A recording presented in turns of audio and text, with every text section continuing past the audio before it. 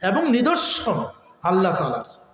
এই নিদর্শনটা আমরা ঢাকাবাসী যারা আছে, এরা যদিও না বুঝি, গ্রামের যারা আছেন চাষাবাদের সাথে সম্পর্কিত, এরা হাড়ে হাড়ে টের পান কি না বলেন? বৃষ্টির মৌসুমে অনাবৃষ্টির কারণে যখন খরার সৃষ্টি হয়, জমিনগুলো শুকনো হয়ে যায়, ফেটে যায়, চৌচির হয়ে যায়, পানির শূন্যতায় জমিন আবাদ করা সম্ভব না হয়, নিড়ানি দেওয়া সম্ভব না হয়, তখন একজন কৃষক, একজন শ্রমিক ভাই হাড়ে হাড়ে টের পায় আকাশের বৃষ্টিটা তার জন্য কত বড় নিয়ামত। চিন্তা করেছেন কখনো এই বৃষ্টির পানি কত বড় নিয়ামত? বৃষ্টি হচ্ছে না অনেকদিন যাবৎ, খরা সৃষ্টি হয়েছে, জমিনগুলো চৌচির হয়ে গেছে, ফেটে গেছে।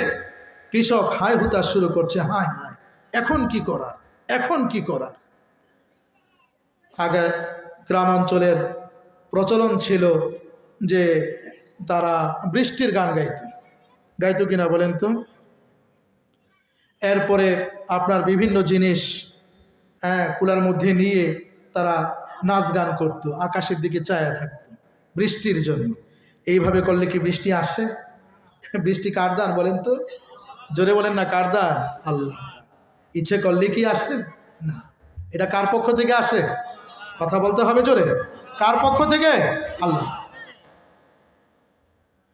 কৃষক পেরেশান, হায়রান হয়ে গেছে, বৃষ্টি আসে না।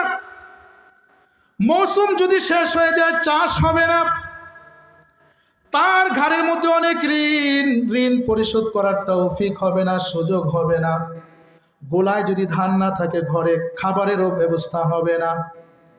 মোহতারাম হাজরিন, পেরেশান।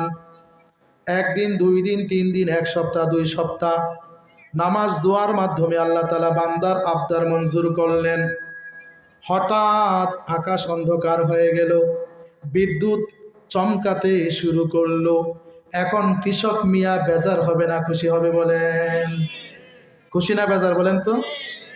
ওয়ামিন আয়াতিহি ইউরিকুমুল বারক,